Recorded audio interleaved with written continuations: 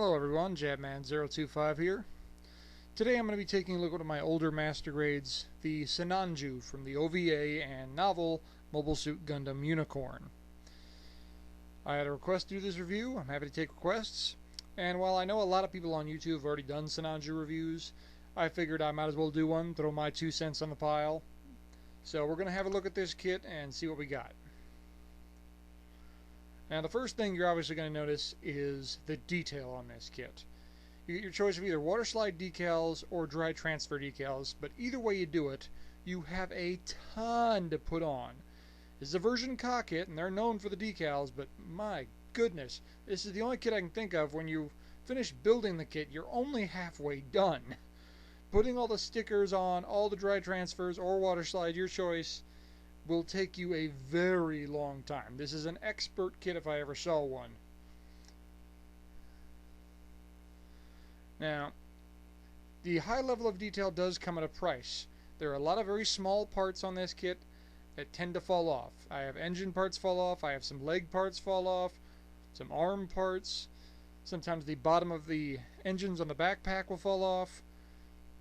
And as big and fancy as this kit is, it's very delicate, so you have to be very, very careful when you're moving things on this kit. Speaking of moving things, the posability on this kit. The hands are individually articulated. They're 2.0 hands. The elbows you get a huge bend out of. The shoulders will move out, go pretty much anywhere you want.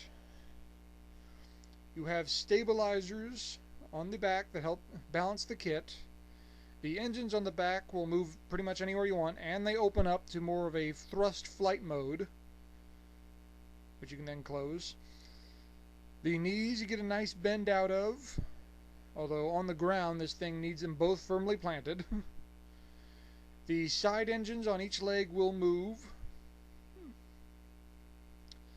For accessories, you get this huge beam rifle with a movable scope on the side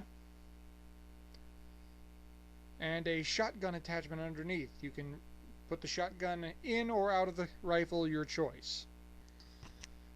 And as you can see, this rifle is huge, but there is a trade-off. This rifle is so big and heavy it can't be held very well at full extension.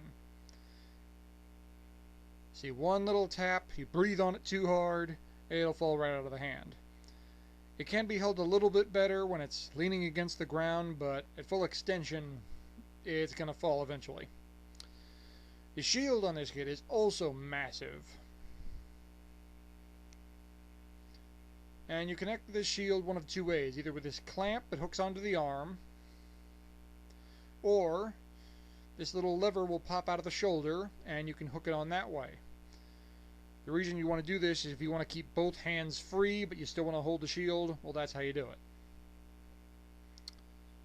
But as you can see, when it's like this, it tends to fall down and lean against it. When it is attached to the arm, however, you can get tons of different poses out of this. Now you also have an attachment here. That shotgun attachment from the rifle can be inserted into the shield, so you can have a shotgun at the end of the shield. You also have two beam sabers or beam axes that come out from the shield. You can flip them around to the front.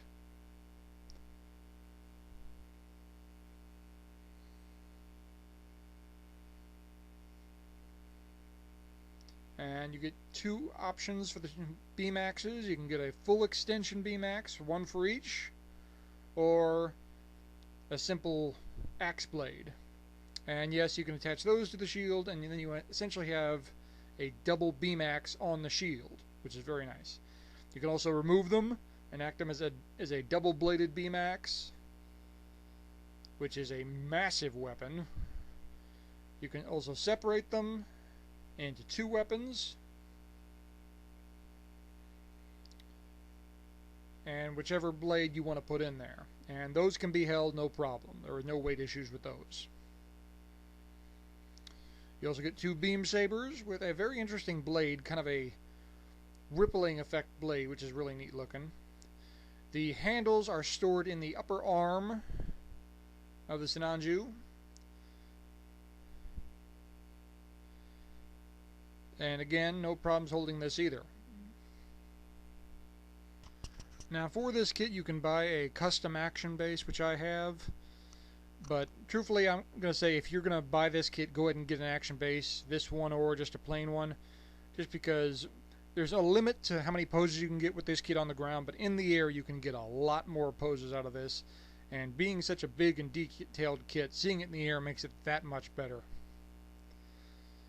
Also for this kit I bought a separate custom weapon, a bazooka. This is a fairly poor recast of one of the bazookas that came with the novel in Japan. It's supposed to be able to do all sorts of different things with the rifle, but because mine's all glued together because it's a poor recast, it's just a bazooka. But as I was saying, getting this thing in the air gets you a lot more poses, and it's stable enough that you can get plenty of different poses in the air without any problem. Final thoughts on this kit. This kit gets a thumbs up. I will say this is an expert kit, and I want you to have a few master grades under your belt before you tackle this thing. I've told you about kits in the past where certain decals, certain stickers, certain details are essential to the way the kit looks. This kit is absolutely loaded with those. You have to take a lot of time and a lot of effort to make this kit look good. But if you've got the patience and the skill, this will really turn out to be a great kit. It's a great addition to any collection. It looks great, especially on an action base, and you can do all sorts of neat things with it. Lots of neat accessories.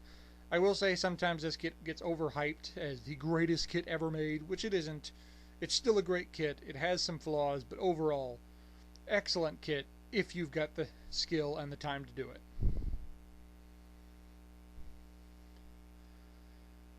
Well, thank you for watching.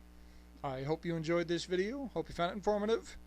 Please stay tuned for more. I always got more reviews coming, and I will see you guys next time with another review. Oh, and one more thing. Are you ready for some full frontal action? No, not that kind of full frontal action.